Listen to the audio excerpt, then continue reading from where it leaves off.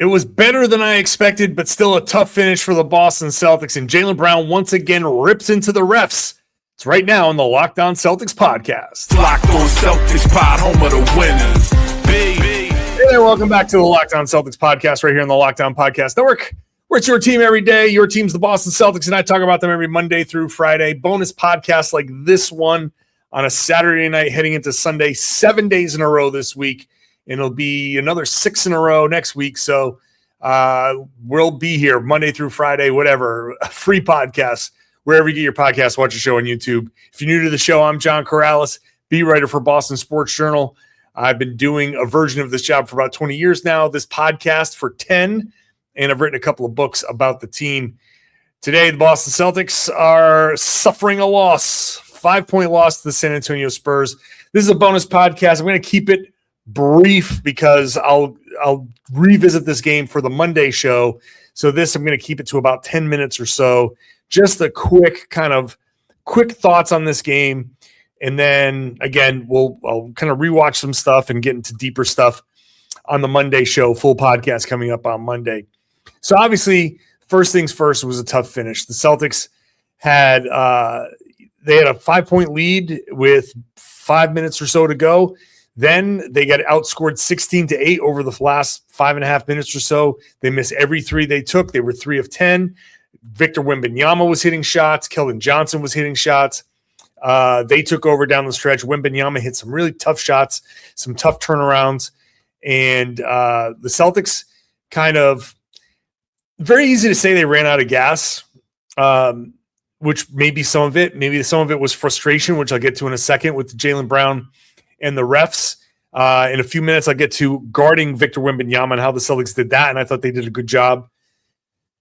But they struggled a little bit down the stretch. Jaylen Brown had a turnover that was costly, a straight rip from De'Aaron Fox that Derrick White almost saved that play. That would have been an incredible defensive play. He did make an incredible defensive play. The guys just never really fully got back. That one was tough because Derrick was fighting like hell to break up the 2-on-1, and he did. It just offensive rebounds out over there, and they finished the play ultimately. But I think the misses were obviously San Antonio defends very well, and they are able to be physical. And look, the Celtics just kind of struggled. I think the third game in 4 nights kind of caught up to them at the end there. By the way, if you're watching the show on YouTube and you're like, are you in prison or something, John? This is a back room with a white brick wall, white concrete cinder block wall. It's a very generic kind of backdrop. So I apologize for that. But it's late and the changeover is happening again. I mean, shout out to the Bull Gang over here. They went in 24 hours. They went from basketball to hockey to basketball and now back to hockey again. So they're out there doing that thing. It's kind of wild. But anyway, back to the game. There are, I think, a number of things that went wrong down the stretch. Some of it was certainly fatigue. Some of it was certainly frustration. Some of it was Victor Wembanyama doing things that he only he can do, right? Like, he doesn't register any sort of defense, any sort of contest. If he wants to rise up for a shot, he's going to rise up for a shot, and no one is going to really bother him on most of his shots. Although Luka Garza did get him, did block him on one, but those turnarounds were incredible. Jaylen and Derrick had great first halves. Jaylen was 7 of 12 in the first half. Derrick was 7 of 13. They each had 17 points. They each had 3 3-pointers. They each had 4 rebounds. They very much mirrored each other in this game. In fact, the final box score, they each hit 11 shots. Jaylen was 11 of 28. Derrick was 11 of 26. They each hit 5 3-pointers. Jaylen was 5 of 11. Derrick was 5 of 7. Jaylen had 8 rebounds and 7 assists. Derrick had 9 rebounds and 3 assists. So they were kind of very much mirroring one another. Derrick had 29 points. Jaylen had 27. And the 29 came because Derrick had 2 free throws. Jaylen Brown had none. Which, look, Jaylen got into it with the refs, or like during the game, yes. And then after the game, he was obviously very frustrated. And, you know, a couple days ago, Tom Westerholm and I kind of like got into it a little bit. We both feel the same in that Jaylen needs to like put some of this aside and you've got to play. And he admitted it after the game. He's like, is it the only thing that went wrong? No. Do I have to play better? Yes. But also the officiating has to be addressed. And he, again, has a point because he shot, 28 shots. 11 of them were threes, which means 17 were twos. And there were some jump shots in there, but there were some at the rim for sure. And he got 0 free throw attempts, like literally 0 free throw attempts. Jaylen is like, he's got to get to the line at least a little bit. He attacks enough. He forces some contact. I don't understand how he didn't get at least 4, 5, 6 free throw. Like, not, it doesn't have to be a ton, but I just don't understand how he didn't get any. And so I get the frustration. Here's why I give Derrick a little bit of a pass, because Derrick White, who never shows this kind of frustration, was also frustrated with the refs. In fact, at one point he got fouled like multiple times out in the perimeter. Then he got fouled on a drive and he like was under the basket and he turned and he kind of joked like he was going to fire the ball and like throw a fastball across the court at the refs. And then he just turned and handed it to the ref behind him. And he and that ref both got a laugh out of it. But he was frustrated. Derrick was frustrated. He wanted to say something. Gary Washburn of the Globe asked Derrick a couple of different questions about the refs. I asked him one. Gary asked him a couple. And then by like that last one, Derrick was like, "You're trying to get me in trouble, right?" Like, not because he thought we were antagonizing him, because we're just asking follow-up questions. And Derrick wanted to say something and he just didn't. Jaylen was like, dropped a few F-bombs, dropped a lot. Like he said a lot. And he probably said, "Give me the fine" in some terms, which cannot be repeated on this podcast. Probably said it like 5, 6 times, "Give me the fine." After the game, he tweeted, after he left, he tweeted it out, "Give me the fine." He wants to be fined. He wants the league to recognize. And I think he wants to be fined so he knows the league heard what he had to say. Right? He didn't get fined the last time, and he's probably like, did they even hear what I had to say? Did it even make it to their desk? So now he's like, fine me. I'm begging you, fine me here. And so I don't know if he's gonna get fined, but at this point, he swore so much in the post game and called one of the refs out by name and was begging for a fine. I think the league might be like, "All right, fine, buddy. You want it? You got it. Boom. Here's $30,000. At least Jaylen will know he's heard if that's the case. But he has a point. But also, you got to move on. You got to finish. You can't have the turnover that you had. You got to play a little bit better down the stretch. But again, third game in 4 nights. Honestly, I come out of this game like more encouraged than anything, because they played the Spurs tough. They had it. They had a chance to win this game. I never expected them to win this game. I thought they might lose this game by double digits, by 20 even. Like, I thought this was going to be, they were in line for a blowout. And to their credit, they fought hard. They stayed the course. They never gave in to the fatigue. I think it might have hit them at the end. But I come out of this game thinking like, yeah, there are a couple of moments there where, you could have done better. But also, I feel encouraged. Like, you can play with the Spurs. And the Spurs are tough, man. They're big. They're strong. They're fast. There's a reason why they give OKC so many problems. And it's because of their size and speed and all of that. So the Spurs are good. and the Celtics did a good job. Now, the way they guarded Wembanyama with Sam Hauser was out, and so Joe went with Hugo Gonzalez. And before the game, I was like, wow, man, Hugo, that's an interesting choice. But Victor Wembanyama came off the bench, and because he came off the bench, Joe wanted Jordan Walsh to match up with Victor.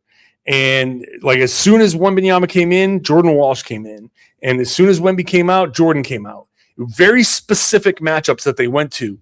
And so I thought Jordan he actually did a good job early on, but then he had a couple of missed rebounds. He gave up one. I forget who it was that got the offensive rebound, like right over his head. Joe was pissed. He was angry. Calls a timeout. Just, a coach went to give him the dry erase board, and he slapped it, and it went across the floor, and he went over and just yelled at Jordan about getting the rebound, and Jordan sat. And then Hugo Gonzalez had to come back in, and it's just like, I think Hugo's a great defender, but him against Wemby, it's just not the same. I think what made Walsh work against Wemby for, a bunch of this game was, obviously Walsh isn't as tall, but he has like really good length. His arms, he's got that quick kind of like poke, and he can really be disruptive when a guy is trying to dribble. So I thought he made Wembanyama uncomfortable. So when Gonzalez had to come in, like all of a sudden Wemby started getting a little bit more, I won't say confidence. I think he always has confidence, but he was like, okay, here we go. I feel better about this matchup. Kind of went at him a little bit. So I think that the inability to grab the rebound was a problem for Jordan, and him having to come out, Joe having to teach him, put him on punishment I think that hurt the team, because like Joe's pretty strong about that. If you're not going to rebound, you're not going to play. And that's the hard, fast rule. I think it hurt not having Josh Minot. He's out with the sprained ankle. I don't know if, I thought Amari Williams might get some run, but that didn't work. Like that didn't work out the way I thought it would. I thought maybe the size and length, would have worked against Wembanyama, but they didn't do that. So I think that kind of turned things around for the Spurs. Actually, Wemby kind of got going a little bit there. And Baylor Shireman comes in and also gets a shot at guarding Wembanyama and playing physical. Look, you force him out to beyond the free throw line, and he takes like tough fadeaways and tough turnarounds, and he makes them. And that's all you can do is just say, we're going to force him into this, and he makes a shot. He makes a shot. No big deal, right? Like it's Victor Wembanyama. What are you going to do? This is what he does. So you can't get too caught up in that. But I thought Baylor did a good job, and Jordan did a decent job. If Jordan could have if I could wish for anything in this game, it's that Jordan got that one defensive rebound that would have kept him in the game and kept him on Wembanyama, and just to see how that would have progressed down the stretch, or at least throughout the first half. And maybe Wembanyama doesn't have like the best game in the world, and he didn't ultimately have the best game in the world, but 21 points, 6 rebounds, 3 block shots, 8 of 17 shooting, 1 of 4 from 3, 4 free throws. Like it's a decent game, but it's not like, oh my God, Wembanyama is going crazy. So I thought the Celtics did a pretty good job. I thought there was a good defensive game plan from Joe Mazzulla. Let's see. Let's just go quickly down the box score. Nemish Queta was good. 9 points, 13 rebounds, 4 offensive rebounds, 2 blocks. I thought he did a nice job. He was very much, he started the game. He matched up against Luke Kornet, and he did a good job. Like Luke, first of all, just side note on Luke Kornet, the tribute video, which was on Twitter, I'm sure it's going to be on the Celtics, all their socials, YouTube and all of that. The Luke Kornet video was perfect. They did a great job. It was 1.5 minutes long, which was like a huge kind of, that's a long tribute video, but they captured the humor and all of that stuff.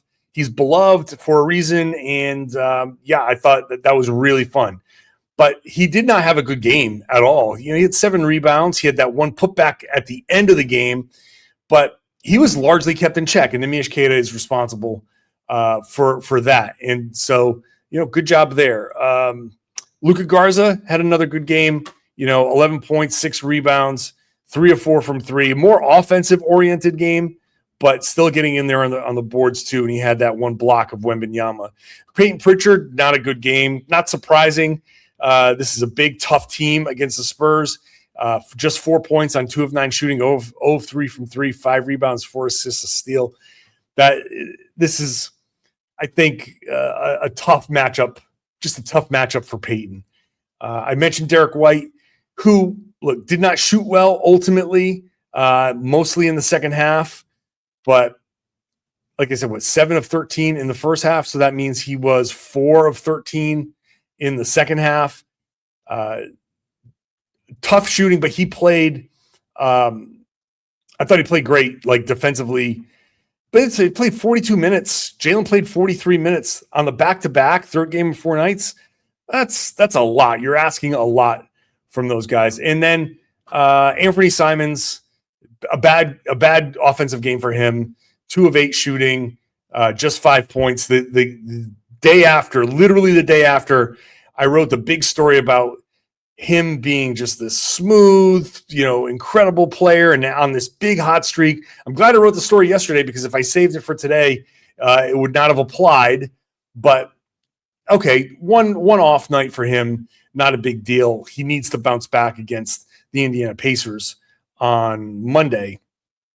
So, but yeah, stinker for Anfernee Simons. That's how it goes. All right, we're going to wrap it up there. Not much more to get into here. I'll just get deeper into the game tomorrow. I'll kind of rewatch some things and we'll, get a little bit more in depth on some of that stuff. So, but hey, look, you're going to lose sometimes. Losing by 5 to the Spurs there's nothing wrong with that.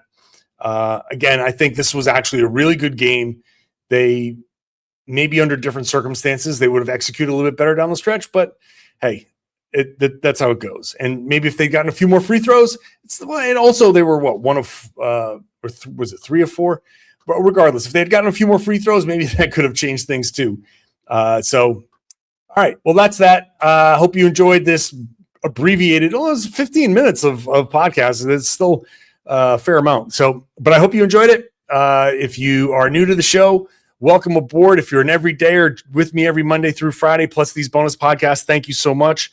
I really do appreciate you being here and being part of this and making this your first listen every day. Now I would love it if you shared the podcast and told everybody they should be listening to and watching the Locked On Celtics podcast here on the Locked On Podcast Network, your team every day.